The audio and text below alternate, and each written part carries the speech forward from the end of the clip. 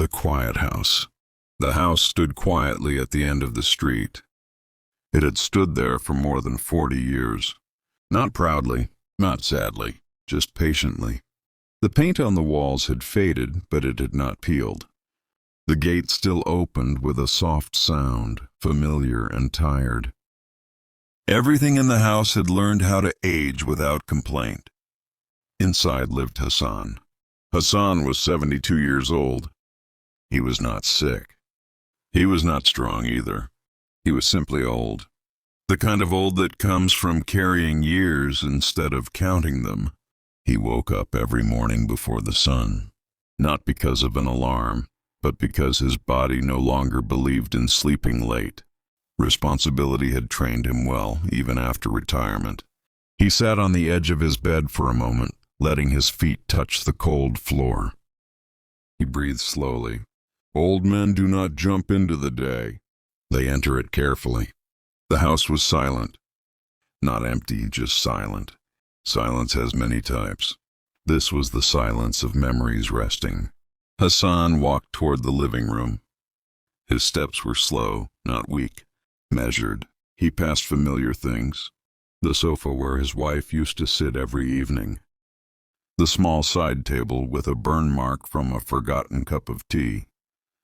A photo frame on the wall, a younger Hassan, smiling too confidently, holding his 2 children.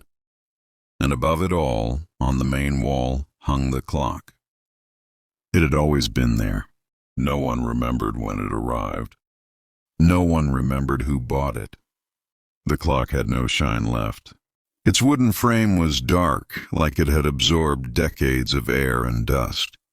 Its hands were frozen at the same time they had been for years. The clock did not tick. Hassan looked at it every day, but never at it. It had become invisible through familiarity. He went into the kitchen, boiled water, and made tea the same way he had done for most of his life. Slowly, without thinking, he sat by the window. Outside, life was awake. Children walked to school. Shopkeepers lifted shutters. A man shouted prices of vegetables. Hassan watched, holding his cup with both hands. At some point in life, you stop being part of the noise. You become the listener. That evening, the phone rang. Hassan answered calmly. It was his son. They spoke about ordinary things, work, weather, the price of electricity. Then his son asked in a careful voice, "Abu, how are you these days?" Hassan paused. He was tired, not the kind of tired that rest fixes, the kind that settles deep inside and stays. But he did not want his son to worry. Parents often carry worry silently, even when they no longer need to. "I'm fine," Hassan said. "Don't worry." The words were gentle, almost loving. And then, tick, a single sound, soft, clear, out of place. Hassan stopped breathing for a moment. He looked toward the living room wall. The clock was still. Its hands had not moved. Its face showed nothing unusual. The call ended shortly after. Hassan stood up and walked toward the clock. He stood very close to it, listening. Nothing, no sound. He stepped back and smiled quietly at himself. "Old age," he whispered. "It plays tricks." That night Hassan did not sleep easily. He lay on his bed staring at the ceiling fan moving slowly above him. His wife used to say the fan made better conversation than people. His thoughts returned to the phone call. "I'm fine." He repeated the words in his head. Was it really a lie? He had not said he was happy. He had not said he was strong, just fine. But deep inside he knew he was lonely. He missed his wife. He felt time slipping faster than he liked. The house was silent again. Then, tick, Hassan sat up. This time there was no doubt. The sound came from the living room. His heart did not race. Fear did not arrive. Only awareness. He waited. Nothing followed. Slowly he lay back down. The next morning, Hassan sat facing the clock, tea in hand, eyes steady. The clock did nothing. It remained as it always had, quiet, unmoving. Days passed. Hassan almost forgot about it. Until one afternoon, while returning from the market, a neighbor stopped him. "Still living alone?" the neighbor asked. "Must be difficult." Hassan smiled politely. "No," he said. "I'm used to it." Tick. Clear. Immediate. The neighbor kept talking, unaware. Hassan stood still. Something inside him shifted. That night, Hassan decided not to ignore it anymore. He stood alone in the living room and spoke aloud. "I am happy," he said. Tick. The sound echoed softly. He swallowed. Then he said, "I miss my wife." Silence. No sound. Hassan sat down slowly on the sofa. His hands rested on his knees. He understood now. The clock did not measure hours. It measured honesty. It did not tick for time. It ticked for lies. Hassan did not panic. At 72, panic feels useless. Instead, he felt something else. Recognition. He began to notice himself. When he said, "It doesn't matter," but it did. Tick. When he said, "I don't need help," while struggling. Tick. When he admitted, "I'm tired." Silence. The clock did not scold him. It did not threaten. It only responded. Hassan realized how often he had lived like this, not lying loudly, just hiding quietly. Years of responsibility had taught him to stay silent for peace. But silence, repeated too often, becomes a lie. One evening, Hassan sat beneath the clock. "I did my best," he said softly. Silence. "I made mistakes." Silence. "I lied sometimes to survive." Tick. Hassan nodded. "Yes," he whispered. "I know." The clock stayed quiet after that. That night, Hassan slept deeply, not because answers were found, but because the right questions had finally arrived. The clock had waited many years, and Hassan was finally ready to listen. The sound you cannot unhear. After that night, Hassan could no longer ignore the clock. It was not that it made noise. In fact, most of the time it was silent. But once you hear a sound that speaks directly to you, even silence becomes loud. The next morning, Hassan woke up later than usual. The sun was already filtering through the curtains when he opened his eyes. For a moment he felt confused, as if he had slept in someone else's house. Then he remembered. The clock. He sat up slowly and listened. Nothing. The house was quiet, just as it always had been. The ceiling fan moved lazily. A distant horn sounded from the street. Hassan stood up and went to the living room. The clock hung there calmly, almost innocently. If someone else looked at it, they would see nothing special, just an old broken clock. Hassan stood in front of it for a long time. "You don't look dangerous," he said softly. The clock did not answer. He made tea and sat down, but his attention kept returning to the wall. He was not afraid. At his age, fear has already used most of its strength. What he felt was something else. Curiosity mixed with reflection. He thought about the lies of his life. Not big lies, not dramatic ones, the small ones, the kind that slowly become habits. He remembered how often he had said, "It's okay," when it wasn't. How often he had said, "I don't need anything," when he needed someone to listen. Those lies had never felt wrong at the time. They felt necessary, but now, standing in front of that clock, they felt heavy. Later that day, Hassan went outside for a walk. The street was busy. Life moved faster than his steps. A shopkeeper greeted him. "Hassan Bhai, how's life?" Hassan opened his mouth. He stopped. For the first time, he felt the weight of his words before saying them. "I'm managing." he said instead. Silence. No tick. The shopkeeper nodded and smiled. Hassan continued walking, surprised by how different that felt. Managing was true. Fine was not. At the park, Hassan sat on a bench and watched people pass. Young couples, children running, men his age sitting quietly, staring into nothing. He wondered how many of them carried their own clocks, not on the wall but inside, clocks made of memory, of regret, of things left unsaid. The idea stayed with him. That evening, his daughter called. Her voice was cheerful, practiced.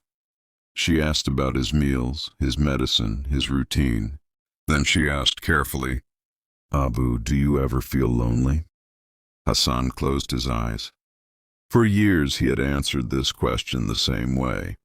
"No," he would say. "I'm fine." He looked at the clock. "I miss people," he said, "especially at night."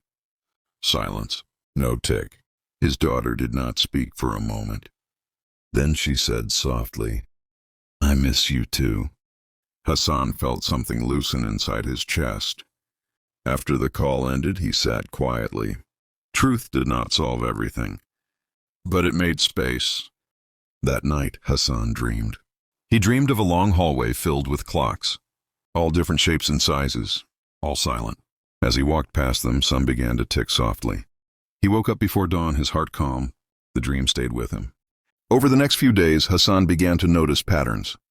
The clock ticked when he hid discomfort behind politeness, when he pretended not to care about things that still mattered, when he avoided admitting fear, especially fear of becoming invisible.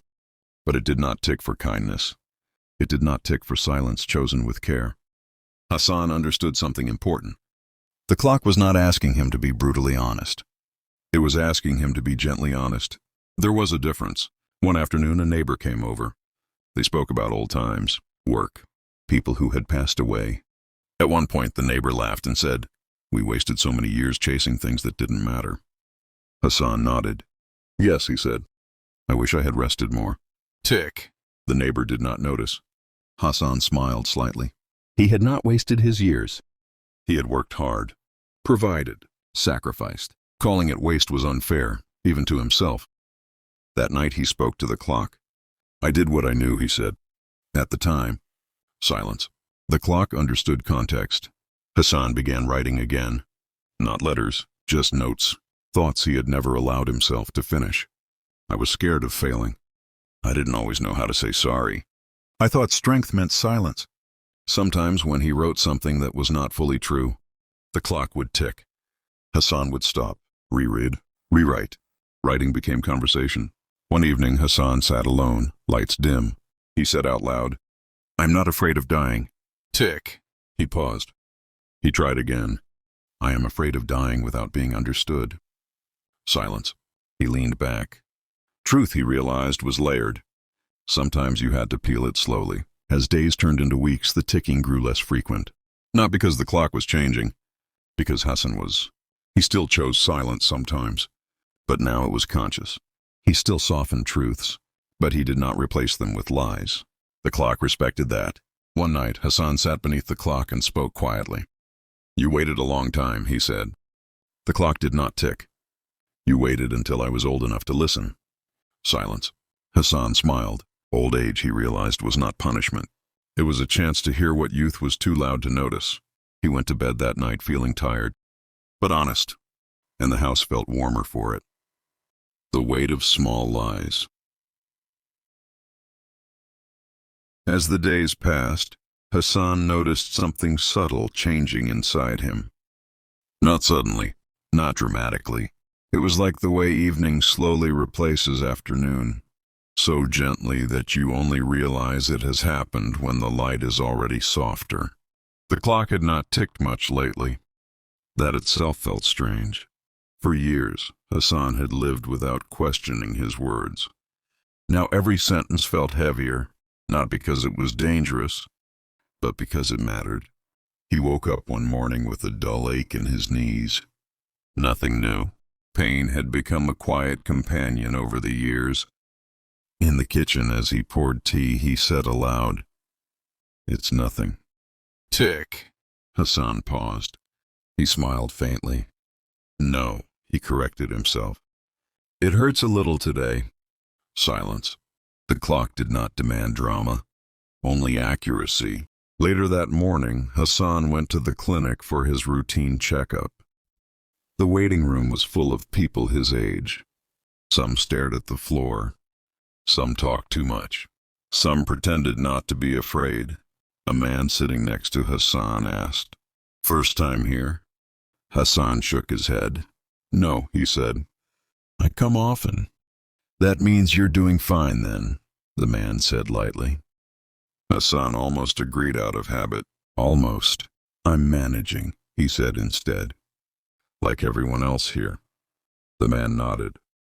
No tick.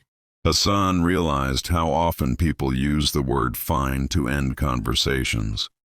It closed doors. Truth opened them. That afternoon, Hassan returned home tired.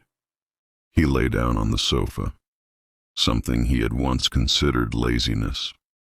Now he understood it as listening to his body. As he rested, memories came uninvited. Not the big ones, weddings, funerals, achievements. The small ones. Moments when he had smiled instead of speaking. When he had nodded instead of disagreeing. When he had chosen peace over honesty, and sometimes lost both. The clock ticked softly once, not accusing, reminding. In the evening, Hassan's nephew visited. They sat together drinking tea. "You seem different these days," the nephew said. "Quieter." Hassan thought for a moment. "I'm listening more," he said. Silence. The nephew smiled. "That's rare," he said. "Most people talk to avoid listening." Hassan nodded. He wondered how many years he had done the same. After the nephew left, Hassan stood near the clock. "You're not loud anymore," he said to it. "Have I disappointed you?" The clock did not tick. Hassan chuckled softly. "I see," he said. "You're not here to judge." He realized something important that night. The clock was not interested in right or wrong. It responded only to true or untrue. Life had always tried to teach him right and wrong. Very few things had taught him truth. The next day, Hassan visited his wife's grave. He went often, but this time felt different. He sat on the bench nearby and spoke softly, not caring who heard. "I told people I moved on," he said. Tick. He swallowed. "I learned to live," he corrected himself. "But I never stopped missing you." Silence. Hassan felt tears gather, slow and warm. Truth did not erase pain, but it allowed it to breathe. That night, Hassan opened an old box. Inside were things he had not touched in years. A watch that no longer worked. Letters written but never sent. A small notebook with half-written thoughts. He read one page aloud. "I am proud of myself." Tick. He frowned. He tried again. "I did my best with what I knew then." Silence. Pride, he realized, sometimes hid insecurity. Honesty felt quieter but steadier. Over the following days, Hassan noticed something else. The clock ticked more for avoidance than for lies. When he avoided saying, "I don't understand," tick. When he avoided saying, "I need help," tick. The clock was patient but persistent. It reminded him that small lies were still lies, especially the ones told to oneself. One evening, Hassan's son visited unexpectedly. They sat together watching television without really watching. Finally, his son said, "You don't call much anymore." Hassan opened his mouth to apologize. "I didn't want to disturb." Tick. He stopped. "I wasn't sure what to say," he admitted. Silence. His son nodded. "That's okay," he said. "Sometimes silence says enough." Hassan felt a quiet relief. Honesty did not always demand explanations. After his son left, Hassan sat alone in the dim light. He thought about the weight of small lies. They were easy to carry at first, light, convenient, but over years they stacked quietly, until the weight bent your back without you noticing. The clock was not heavy. It simply pointed to the load he already carried. That night, Hassan dreamed again. He dreamed of walking slowly, carrying a bag. Every time he spoke a lie, something heavy dropped into it. Every time he spoke the truth, something fell out. He woke up before dawn, calm but thoughtful. In the morning, Hassan stood beneath the clock. "I won't be perfect," he said. "I won't always know the right words." Silence. "But I'll try not to hide behind easy ones." The clock did not tick. Hassan smiled. At his age, promises did not need to be loud. They only needed to be sincere. As the day ended, Hassan realized something gentle and profound. Truth did not make life easier. It made it lighter.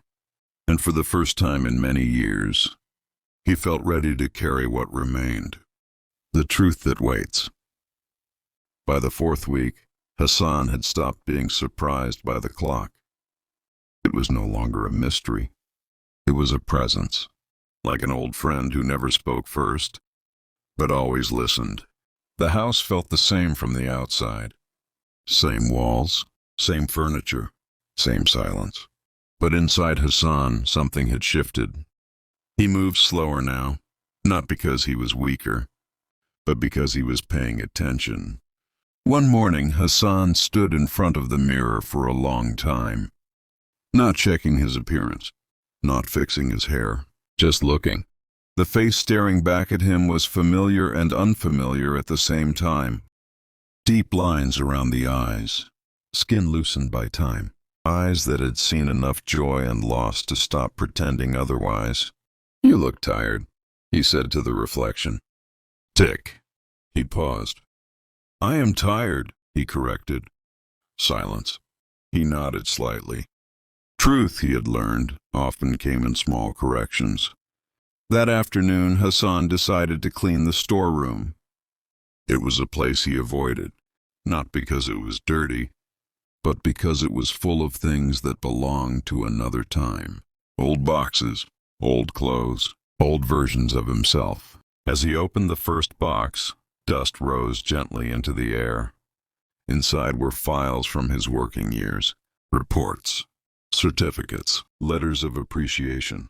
He picked one up and smiled faintly. "I mattered," he said.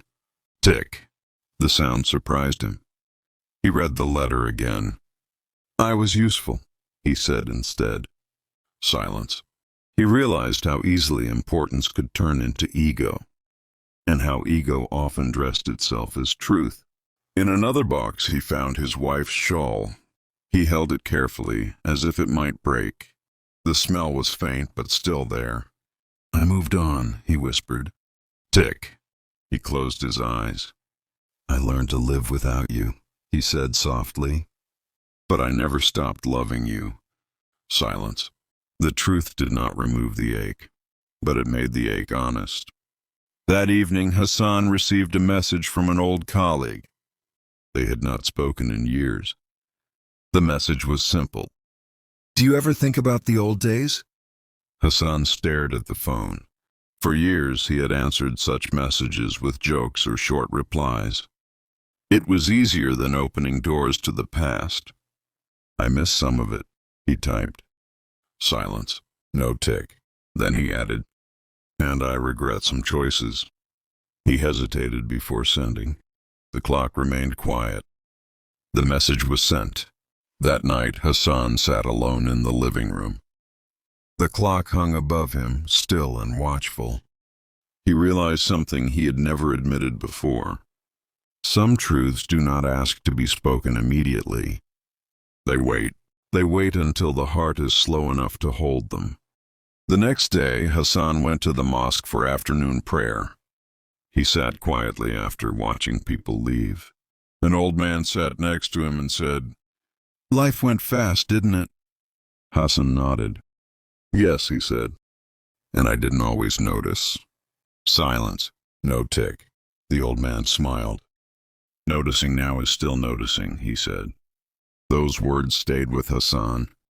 Back home, Hassan opened a notebook and wrote at the top of the page, "Things I didn't say when I should have."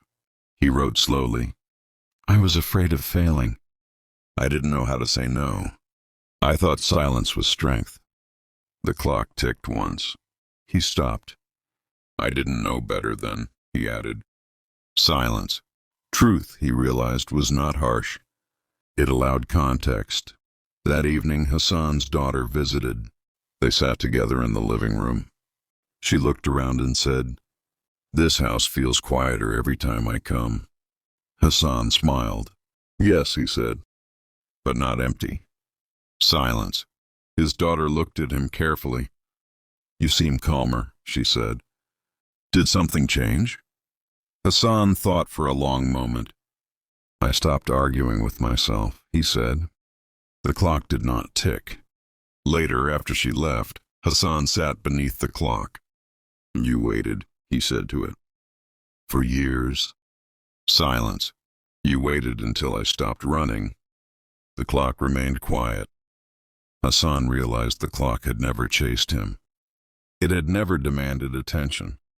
It had trusted time. That night, Hassan dreamed of standing at a bus stop. People came and went. Buses arrived and left. He stayed. Not because he was stuck, but because he was waiting for the right one. When he woke up, the dream made sense. Some truths arrive late. Not because they are lost, but because we are not ready earlier. In the following days, Hassan noticed a new pattern. The clock ticked not when he spoke false words, but when he avoided speaking necessary ones. When he avoided saying, "I'm sorry," tick. When he avoided saying, "I was wrong," tick. The clock was gentle but clear. Avoidance was still a kind of lie. One evening, Hassan called his son. They spoke about small things. Then Hassan said slowly, "I wasn't always easy to talk to." Silence. "I thought being strong meant being quiet." The clock remained still. "I see now that it also meant listening." Silence. His son spoke softly. "We're listening now, Abu." Hassan felt warmth spread through his chest. That night, Hassan sat by the window. The streetlights flickered on. The world slowed. He looked at the clock one last time before bed. "You waited for me," he whispered, "and I'm grateful." The clock did not tick. It did not need to. As Hassan lay down to sleep, he understood something deeply. Truth is patient. It does not chase youth. It waits for age. And when it finally speaks, it speaks softly. So softly that only those who have lived long enough can hear it. When the clock becomes silent, the clock did not tick that morning. Hassan noticed it immediately, not because he was waiting for it, but because silence now carried meaning. He woke up slowly, as he always did, and lay still for a moment, listening. The house breathed quietly around him. The fan moved above. The street outside was just beginning to wake. No tick. Hassan sat up calm. There was a time when silence meant loneliness. Now it meant something else, completion. He stood by the window and watched the light spread across the street. A man opened his shop. A woman swept the front of her house. Life, simple and ordinary, continued. Hassan felt no urgency to join it. At this age, urgency feels unnecessary. He made tea and carried it into the living room. He sat beneath the clock, just as he had done many times before. "You've been quiet," he said softly. The clock did not respond. He smiled. Over the past weeks, Hassan had changed in ways that were not visible. He still walked slowly, still forgot small things, still felt pain in his knees, but something inside had settled. He no longer rushed to explain himself. He no longer filled silence with safe words. He had learned when to speak and when not to hide. Later that day, Hassan decided to do something he had postponed for years. He opened a cupboard and took out a stack of old letters. Some were from friends long gone, some from colleagues, some from his wife. He sat at the table and read them slowly. He did not rush, he did not skip. At one letter he whispered, "I should have replied, tick." The sound surprised him. It had been days since the last tick. Hassan nodded. "Yes," he said. "I should have." The clock did not tick again. Truth, he understood, was not about guilt. It was about acknowledgement. That afternoon, Hassan went outside, not for a walk, just to sit on the bench near his house. A neighbor greeted him. "You look peaceful," the neighbor said. Hassan considered the words carefully. "I am," he replied. Silence, no tick. The neighbor smiled and moved on. As the sun lowered, Hassan returned inside. The house felt warm, not full, but gentle. He sat beneath the clock again. "You didn't come to punish me," he said. "You came to remind me." The clock remained still. "You didn't ask me to fix the past." Glance. "You only asked me to stop hiding from it." Still no sound. That evening, Hassan felt tired in a deeper way. Not sick, not weak, just ready. He prepared a simple dinner, ate quietly, and washed his dishes. He moved slowly, carefully, like someone who knew there was no hurry left. Before going to bed, he stood in front of the clock one last time. "I'm not afraid," he said. The clock did not tick. "I don't know what comes next," he continued, "but I'm done pretending." Silence. He nodded. That night, Hassan dreamed. He dreamed of a long road at sunset. He was walking, not alone, but not crowded either. People passed him, smiled, and continued on their paths. Ahead, the road did not end. It simply faded into light. He woke up before dawn, peaceful. In the early morning hours, Hassan sat in his chair by the window. He did not turn on the lights. He did not check the time. He simply watched the sky change color. The clock behind him was silent. Not broken, complete. As the day progressed, Hassan felt his energy fading gently, like a lamp being turned down, not switched off. He lay down on the sofa. The house held him. He closed his eyes for a moment. And then, one final sound. Tick. Just one. Hassan opened his eyes. He smiled. "Yes," he whispered. "I lived?" The clock stopped. Not paused. Stopped. Forever. When Hassan's daughter came later that day, the house was quiet. Not cold. Just still.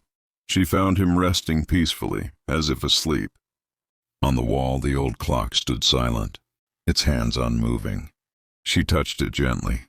"It stopped," she said softly. Her brother nodded. "Maybe," he said. "Or maybe it finished." They did not remove the clock. They left it where it was, not as a warning, not as a mystery, but as a reminder. Some clocks count seconds, some count hours. This one counted honesty, and when there was nothing left to hide, it had nothing left to say.